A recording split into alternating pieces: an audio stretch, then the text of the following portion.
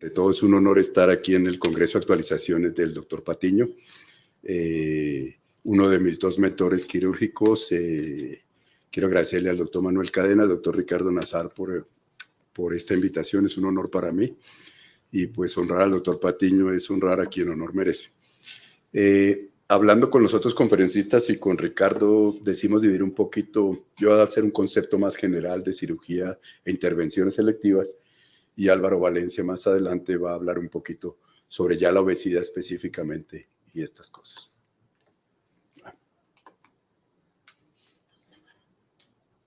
Ya, estos son mis disclosures con las compañías con las que tengo relación, que no tienen nada que ver con ninguna de las cosas que estoy presentando hoy, pero siempre prefiero ponerlas. Pasó muy rápido. Está muy sensible, ¿me lo pasa para atrás? Ahí está bien, una más. Ya. Nos encontramos hace un tiempo ante algo de lo que no sabíamos nada, y quiero hacer un poquito de historia de lo que pasó en ese momento cuando nos encontramos con un virus del que realmente no sabíamos nada. Lo primero que sabíamos es que en los años anteriores, en el 2002 y en el 2003, tuvimos el SARS-CoV, que era causado y resultó más o menos en un 10% de mortalidad en ese momento, pero no era tan contagioso.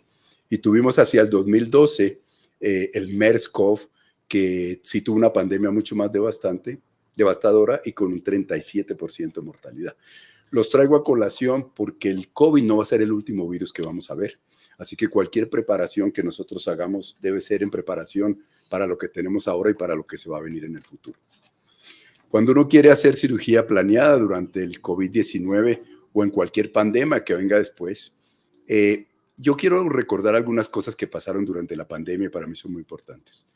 La primera, la ética y el aspecto hipocrático. Yo creo que es una de las cosas que seguro el doctor Patiño estaría hablando acá, y vi que el doctor Cadena también tiene una sesión más tarde basado en algunas cosas de estas, pero pienso que la ética que se nos enseñó hace mucho tiempo tuvo problemas durante esta pandemia.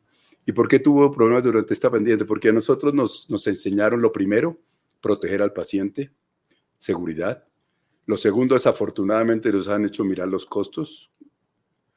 Lo tercero, sobre todo en algunos sitios como Estados Unidos, donde yo practico, es estar preocupado de la mala práctica médica. Y por último, siempre era la seguridad del personal de salud. Era importante, sobre todo cuando hubo SIDA y hepatitis B y otras cosas. Pero este es el orden que nosotros tuvimos que vivir antes de estas pandemias. Y resulta que todos ustedes lo vivieron, yo lo viví, el médico se volvió héroe, las enfermeras son héroes, y se murieron a montones en Italia, España, sin los medios de protección. El médico no lo dejaban entrar ni a bancos ni a droguerías. Entonces los héroes eran héroes mientras servían, mientras tanto no eran héroes. Después de todo lo que hemos aprendido, decidimos colocar, por lo menos en nuestras prioridades, que proteger al paciente es tan importante como la seguridad del personal de salud. Y la malpráctica pasa a un tercer término. Es tan importante proteger al personal de salud de estos problemas como proteger al paciente. Al final, muchos de nosotros terminamos de pacientes. Cuando uno entonces va a planear algunos de estos diferentes tipos de cirugía, me acordé de esta primera regla del club de Dunning-Kruger, que es, si ustedes lo ven aquí, confianza en la primera columna, y la ven como, se ve como si el experto realmente es el que menos confianza se tiene. El que no sabe se tiene 100% de confianza. Esto se llama el Dunning-Kruger Club. Y realmente la mayor regla de este club, que se basa en hacer cosas basadas en inexperiencia e ignorancia, pero con mucha confianza, es que uno no sabe que está en ese club. Entonces, lo hace, asume que es el experto, y todo el mundo se inventó algo durante esta pandemia del cual no tenía ni idea de lo que estaba haciendo. Cuando uno va a empezar cirugía electiva o cuando va a seguir haciendo cirugía electiva, debe incluir estas cosas que son aspectos a considerar. La primera, ¿qué recursos tiene el hospital? Si el hospital no tiene recursos de hacer los tests, si el hospital no tiene recursos de equipos de protección, no tiene las suficientes camas, no tiene suficiente personal, no puede hacer cirugía electiva mientras tenga que hacer otras cosas. La segunda, ¿qué recursos tiene para proteger al personal de salud? No solo estamos protegiendo al paciente, hay que proteger también al personal de salud. Tercero, y lo vimos mucho tiempo, cuando se abrieron nuestras salas de cirugía en Estados Unidos, y aquí muchos pacientes no querían ir. El paciente no quiere oír, me da susto, ¿qué protección tiene usted? Yo voy a esperar a que pase esta pandemia y por eso vimos cánceres muy avanzados, vimos pacientes que se murieron en la casa de aneurismas de aortos rotos, etcétera. Y por último, los aspectos económicos y sociales que hicieron que en la pandemia la gente también tuviera preocupación de acudir a los hospitales o de hacer cirugía electiva o no. Otro de los aspectos interesantes de considerar, todos los hospitales cambiaron su consentimiento, autorización. Ahora incluye preguntas clínicas, incluye resultados de test, incluye vacunación en algunos sitios. Y eso ha hecho que no solo se aumente lo que tenemos que preguntar, sino que al paciente se le explique claramente además que puede adquirir COVID durante la cirugía y alguno frena algunas veces a sus pacientes para la cirugía electiva. Es un poquito sensible. ¿Me pasa una para atrás, por favor? Una más para atrás. Ahí es. No, eso fue para adelante. Me la está pasando para adelante. Son para atrás. Ahí, gracias. Los otros aspectos para considerar son estos. Si el paciente tiene COVID o no tiene. Son dos aspectos completamente diferentes. El segundo, si hay laparoscopia o laparotomía. Y aquí fue uno de los errores más grandes que cometimos tal vez, y pienso que Álvaro va a mencionar eso más tarde. Y tercero, otra vez, la seguridad del personal de salud. El mayor problema es que nadie tenía ni idea de lo que estaba pasando, de dónde era el problema, de cómo protegerse. Y esta fue una de las cosas que más apareció al principio en muchos países. No haga cirugía que no sea necesaria. ¿Y qué es cirugía que no es necesaria? Para nosotros, por ejemplo, la obesidad es una cirugía necesaria. La oncología es una cirugía necesaria. Y se volvió cirugía necesaria solamente lo que era una urgencia. Y el término es completamente diferente y se le prohibió a los médicos ver pacientes y atender pacientes, y aquí lo ven claramente. Este es uno de los estudios grandes que mostraron, y esto lo recomendaban. No solo recomendaban que si el paciente no necesitaba operarse, no se operara, sino que además lo ideal era hacerse laparotomía si el paciente era positivo, si era negativo, si se podía hacer laparoscopia, basados en ese mismo club donde nadie tenía ni idea de lo que estaba pasando. Y este fue uno de los primeros pronunciamientos, tanto de la Sociedad Americana de Endoscopia como la Sociedad Europea, donde se decía que obviamente que había que tomar precauciones para minimizar los riesgos, y como esto viene en el humo y como viene en el aire, entonces se asumió que la cirugía abierta tenía menos riesgo, cuando realmente es todo lo contrario, porque un sistema cerrado es más fácil de controlar. Y este es el secreto de lo que hay que hacer entonces.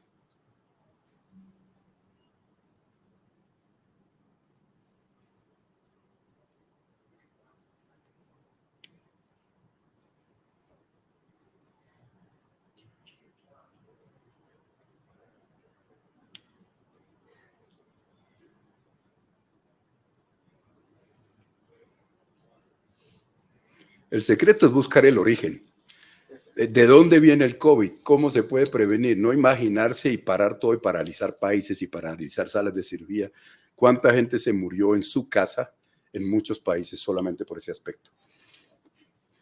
Entonces, ¿qué hay en el humo quirúrgico? Aquí lo ven, este es un trabajo que publicaron en el Journal of Cancer del 2019, muy interesante. Y miren que hay de todo. Hay cosas que se meten en los bronquios, sistema respiratorio. Hay químicos que producen muchas cosas, dolores de garganta, náuseas, arritmias cardíacas, anemia plástica, cáncer. Y biológicos, desde principios se sabía que había, esto es antes de la pandemia, células malignas, bacterias vivas y viruses que se relacionaron ocasionalmente con melanomas, virus HPV y otros. Y este es un trabajo que mostraron ellos, cómo en 11 pacientes entre octubre del 2014 y 2015 en Corea, coleccionaron todo el humo quirúrgico que había y encontraron que de todos los pacientes que tenían hepatitis B, 2 pacientes lo tenían y 2 lo tenían positivo en el humo. Y 3 pacientes estaban tomando inclusive hepatitis viral, y 10 de los 11 casos en el humo quirúrgico había el virus. Lo que no quiere decir necesariamente que se transmitió, pero lo encontraron. Y entonces, al encontrarlo, la pregunta que se hicieron ellos es qué potencial de infección tenía. Y como no se había avanzado más, se hicieron unas recomendaciones para los sistemas cerrados y abiertos, y son estas. La primera, el cuidado al insuflar el paciente. La segunda, al remover el espécimen. Y la tercera, al desinflar el paciente al final del procedimiento. Entonces, en la primera, obviamente, cuidar el personal. Todas las asociaciones, incluyendo el Colegio Americano de Cirujanos, repito, las sociedades europeas, sacaron sus propias recomendaciones, de las cuales una era la protección general, tanto para los pacientes como para el personal de salud que está en la sala de cirugía. Y empezamos asumiendo que todo el mundo tenía COVID positivo. Y después ya empezamos sabiendo quién lo tenía y quién no, que son dos cosas completamente diferentes. Y aquí se decía cuál era la protección personal, qué hacer para la laparoscopia y cómo se hacen los consentimientos y qué test hay que hacer antes de la cirugía, etcétera. El uso de los equipos, no sé cómo es aquí, de pronto lo discutimos después de que el doctor Cadena nos cuente, no sé exactamente qué se protegen aquí, pero en nuestras salas de cirugía, a menos que el paciente tenga COVID, la gente está usando la misma protección que antes de la pandemia. Todos están testeados, todos se han examinado, no ha cambiado ninguna de las protecciones. Para la laparoscopía se hicieron estos 3 puntos que los vamos a revisar. El primero, que las incisiones ahora son pequeñas. Antes uno hacía una incisión grande que para no meter el trocar muy fuerte, ahorita no se quiere ningún escape alrededor del puerto. La segunda, la presión de insuflación debe ser al mínimo y debe tener algún equipo de ultrafiltración para que ese sistema quede cerrado. Y por último, que nosotros cerrábamos los orificios de los trócares, extraíamos el órgano a remover mientras el paciente estaba inflado, porque es más fácil. Eso se recomienda que ahora no se vuelva a hacer nunca. Entonces, para controlar ese aerosol que se dispersaba, varias cosas. La primera, dividido en estas 3 categorías: insufladores, evacuadores de humo y filtros. Tal vez es uno de los más comunes, no tengo nada que ver con esta compañía, pero es uno de los más comunes. Es un sistema cerrado que además usa filtros. A favor, que es de baja presión, es cerrado y es muy fácil de usar. Lo malo es que es costosísimo, no se puede pasar muy fácil de un cuarto al otro y requiere siempre nuevos filtros que hay que lavar. Los filtros, en cambio, son bien baratos, se pueden colocar a cualquier trocar y pasivamente van a filtrar el humo antes de salir del paciente. A favor, muy barato y se pone muy fácil. En contra, que los leaks que pasan pueden llegar directamente a la sala de cirugía, y ese leak pasivo no quiere decir que haya protección contra que se pierda el neumo y no se puede ajustar. En cambio, los evacuadores de humo, hay varios, este es uno que nosotros usamos en nuestro sistema, que tampoco tengo relación con esta compañía, es que limpia y se une a los trócares. Repone el neumo a la misma presión que se va quitando. No deja perder neumo y saca todo el humo. Lo único malo que tiene es que él solo no hace todo. Tiene que estar conectado a un insuflador que ya existe, a una fuente de succión y obviamente a los trócares. O sea, no existe perfecto. Si ustedes quieren una lista de todos los productos que hay, la pueden buscar en la Sociedad Americana de Cirugía Endoscópica, la tiene también la Sociedad Europea de Laparoscopia, donde encuentran todas las compañías qué productos tienen específicos para esto, pero ahorita en ninguna sala de cirugía debe faltar uno de estos. Remover el espécimen, muy rápido, muy fácil. Todo el neumoperitoneo tiene que salir por esos sistemas de filtro antes de remover el espécimen. ¿Se acuerdan la vesícula, como la sacábamos, el vaso? No se puede hacer eso más, porque en ese momento es cuando más aire sale y cuando más problemas tenemos. Por último, hay que sacarle el aire al paciente al final del procedimiento, y esto trae algunos problemas. El primero, aunque todas las guías dicen que antes de cerrar, antes de remover los trócares, antes de sacar el espécimen o antes inclusive de convertirlo abierto, que se nos olvida también, hay que sacar todo el humo a través del sistema. Esto trae algunos problemas, como por ejemplo, los que cierran los trócares, los orificios, siempre se cerran abiertos. En los obesos, cerrarlos, si no está abierto, es muy difícil.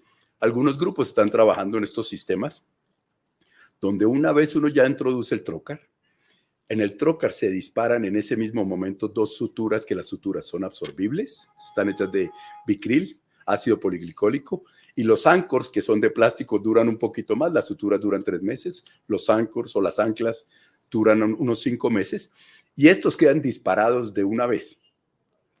Entonces, cuando se acaba el procedimiento y ustedes remueven todo el aire y remueven todo el espécimen y el paciente está completamente desinflado, las 2 suturas ya quedan en la pared abdominal.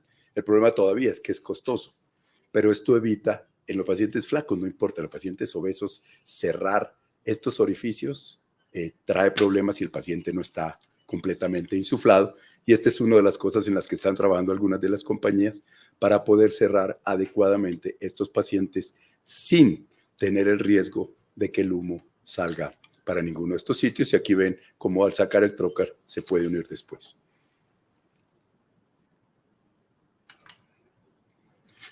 Esta es una cosa que lo traje a consideración porque me pareció muy importante. Se nos habló mucho que el paciente, que si es positivo, se ha buscado en más de 5 o 6 trabajos que yo conozca, por lo menos, si el líquido peritoneal del paciente con COVID tiene virus o no. La mayoría de los estudios han demostrado que si el paciente no es sintomático, no tiene. Si el paciente es sintomático, sí es positivo. Este es otro cuidado al succionar, al aspirar líquidos y al mandarlos para muestras. Por último, sabemos mucho más. Tenemos que entender que el virus puede estar presente en los líquidos abdominales, en la orina, en la bilis, en los aerosoles. Por eso hay que tener cuidado con todos ellos. Entonces la pregunta es, ya que sabemos todo esto, sabemos cómo cuidarnos, ¿volvemos a hacer lo mismo que antes? Este es el cambio más grande que he visto yo, por lo menos en 2 o 3 países donde he visitado. La cirugía electiva se está midiendo así: costo, riesgo y beneficio. Y ahora en esa balanza se agregó la seguridad. Entonces, en la balanza donde cuánto me cuesta, qué riesgo tiene para el paciente, para mí, qué beneficio tiene para el paciente, para mí, y la seguridad del paciente y la de nosotros, hay una tendencia grande a que se están creando aún los hospitales más grandes y los centros académicos más grandes, centros satélite de cirugía ambulatoria, donde nunca va a entrar nadie que tenga COVID, donde no se va a operar a nadie que tenga COVID, donde los pacientes se les puede asegurar que el personal que trabaja ahí se está estudiando para COVID permanentemente. Ningún paciente tiene COVID, todo el personal está vacunado y la gente va a venir tranquila a estos sitios y se va a poder ir para su casa. Este para mí va a ser el cambio más grande que va a traer el COVID en nuestras cirugías selectivas. Nuevamente un honor haber estado aquí en la Fundación Santa Fe. Muchas gracias, Manuel y Ricardo, y gracias.